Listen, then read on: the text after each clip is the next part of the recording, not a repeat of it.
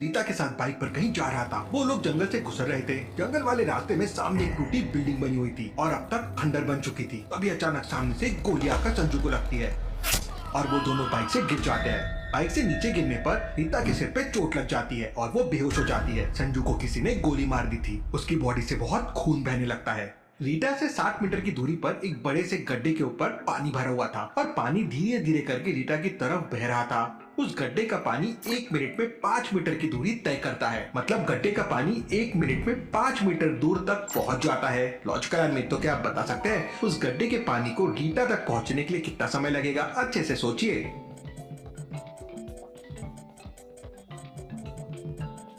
उस गड्ढे का पानी 1 मिनट में 5 मीटर की दूरी तय करता है, इसलिए 12 मिनट में 60 मीटर की दूरी वो तय कर लेगा। मतलब 12 मिनट बाद वो पानी रीता की बॉडी तक पहुंच जाएगा। धीरे धीरे करके 12 मिनट बीत जाते हैं और उस गड्ढे का पानी रीता की बॉडी तक पहुंच जाता है। रीटा बेहोश पड़ी थी, लेकिन जैसे उस गड्ढे का पानी उसकी बॉडी को टच करता है, रीटा को होश आ जाता है। होश में आते ही रीटा सबसे पहले अपने भाई संजू को हिलाने की कोशिश करती है, लेकिन गोली लगने की वजह से संजू की बॉडी से बहुत सारा खून बह चुका था। रीटा जोर जोर से रोने लगती है और जाने माने जासूस डिटेक्टिव मेहुल को वहाँ बुला लेती है। मेहुल डॉक्टर्स की टीम को भी वहाँ कॉल करके बुला लेता है। केस की छानबीन करने के लिए मेहुल तुरंत क्राइम सीन पे पहुँच जाता है। तभी वहाँ पे एम्बुलेंस भी आ जाती है और बॉडी को तुरंत एम्बुलेंस पे लेके चले जाते हैं। मेहुल रीटा से पूछताछ करता है तो रीटा बताती है कि वो दोनों बाइक पे जा रहे थे, तभी सामने से गोली चलने की आवाज आई और गोली आकर सीधा संजू को लग गई और वो लोग बाइक से नीचे गिर गए। इसके बाद वो बेहोश हो गई और उसे कुछ नहीं पता। मेहुल संजू की डेड बॉडी के आसपास को अच्छी तरह से चेक करता है। लगता है रीटा के बेहोश होने के बाद कोई संजू के पास आया था। लॉजिकल आदमी क्या मुझे बता सकते हैं मेहुल को ऐसा क्यों लगा? सोचिए सोचिए।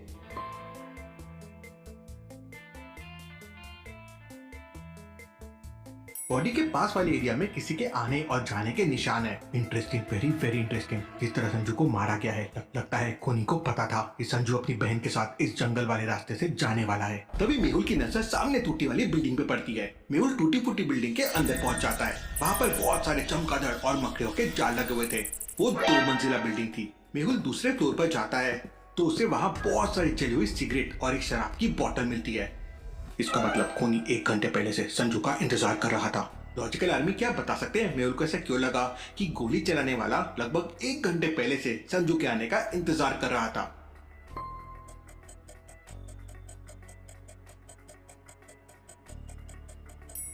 ध्यान से देखिए, वहाँ पर कम से कम 10 जली हुई सिगरेट और एक शराब की बोतल पड़ी हुई है। अब 10 सिगरेट पीने में कम से कम 1 घंटा तो जरूर लग जाएगा। मेहुल सभी सिगरेट और शराब की बोतल को सैंपल के तौर पे उठा लेता है।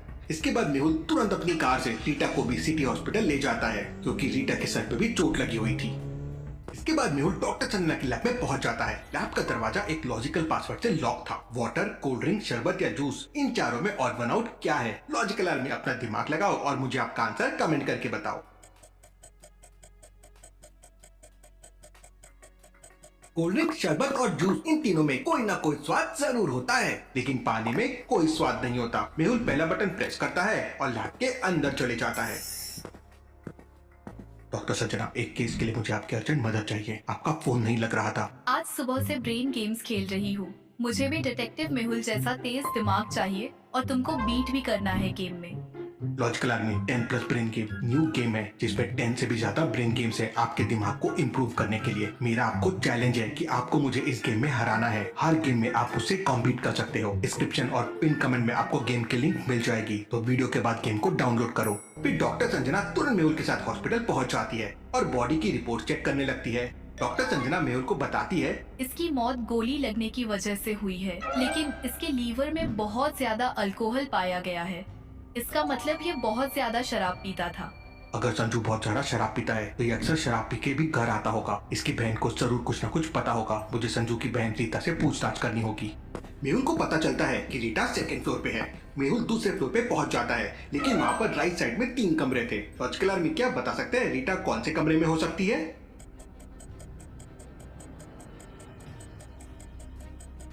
पहले कमरे के बाहर तो पुलिस वाला खड़ा है, मतलब कोई खतरनाक केस होगा। दूसरे कमरे के बाहर 2-3 डॉक्टर खड़े हुए हैं, मतलब कोई सीरियस मरीज होगा। रीटा को सर पे मामूली सी चोट आई थी, इसका मतलब वो तीसरे कमरे में होगी। मेहुल तीसरे कमरे में पहुंच जाता है। वहाँ पर रीटा अपने मोबाइल में संजू की फोटो देख रही थी और उसकी आंखों में आंसू निकल रहे थे। मैं समझ सकता हूँ इस वक्त तुम्हारे ऊपर क्या बीत रही है, लेकिन संजू को किसने मारा वो पता लगाने के लिए मुझे तुम्हारी मदद चाहिए। इसके बाद मेहुल रीटा से पूछताछ करने लगता है तो रीटा बताती है कि संजू बंटी और गुड्डू की गैंग में काम करता था। ये लोग नंबर 2 का काम करते थे। उसने कई बार संजू को रोकने की कोशिश की लेकिन संजू नहीं माना। रीटा मेहुल को बताती है कि संजू अक्सर मधुरम बियर बार में जाया करता था। मेहुल अपनी कार लेकर तुरंत मधुरम बियर बार पहुंच जाता है। वहां के मैनेजर से बंटी और गुड्डू के बारे में पूछताछ करता है तो वहां का मैनेजर बताता है कि वो दोनों एक नंबर के गुंडे और बदमाश है और अक्सर यहाँ पे शराब पीने आते रहते हैं। अगली बार वो दोनों आए तो आप मुझे तुरंत कॉल कर देना।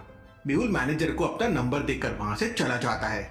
अगले दिन मेहुल शहर के बाहर एक जंगल में किसी दूसरे केस की छानबीन कर रहा था। तभी अचानक मधुरम बियर बार के मैनेजर का कॉल आता है और वो मेहुल को बताता है कि इस समय बंटी और गुड्डू बियर बार में बैठकर शराब पी रहे हैं। तुम उन दोनों पर नजर बनाए रखो, मैं अभी आता हूँ। मेहुल तुरंत अपनी बाइक लेकर जंगल से बियर बार की तरफ निकल पड़ता है। जंगल से मधुरम बियर तक पहुंचने के 3 रास्ते थे। पहला रास्ता सीधे जंगल से होकर जाता है, लेकिन इस रास्ते पर बहुत ही खतरनाक और बड़े बड़े जंगली जानवर रहते हैं। दूसरा रास्ता एक सिंगल हाईवे है, मतलब अगर सामने से कोई गाड़ी आ जाए तो फिर निकलना मुश्किल हो जाएगा। तीसरा रास्ता एक पक्की सड़क है, लेकिन वो काफी लंबा है। लॉजिकल आदमी क्या बता सकते हैं मेहुल कौन सा रास्ता लेगा?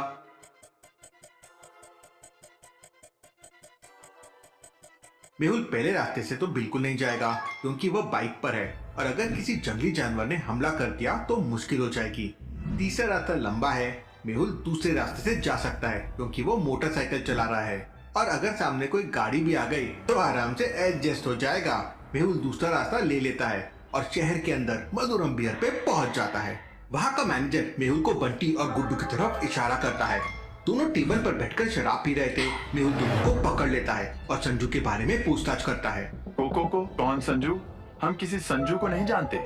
मेहुल बंटी को एक जोरदार किक मारता है और इसके बाद वो दोनों सारी सच्चाई बता देते हैं। गुड्डू मेहुल से कहता है, सर, संजू हमारे साथ ही काम करता था और हमारा धंधा बढ़िया से चल रहा था, लेकिन एक दिन संजू ने मोटा भाई के एक आदमी को गोली मार दी और तब से मोटा भाई संजू के पीछे पड़ा हुआ था और मौका मिलते ही उन लोगों ने संजू को टपका दिया।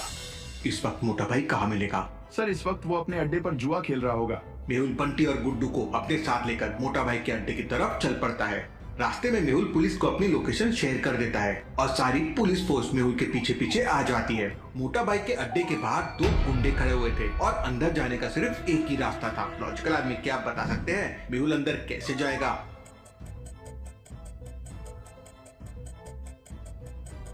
मेहुल बंटी और गुड्डू को आगे भेजता है क्योंकि मोटा भाई के आदमी उन दोनों को पहले से जानते हैं। जैसे ही बंटी और गुड्डू दोनों गुंडों के पास पहुंचते हैं वो दोनों गुंडे उन्हें लेकर अंदर चले जाते हैं। इतने में पुलिस उस अड्डे को चारों तरफ से घेर लेती है। मेहुल अंदर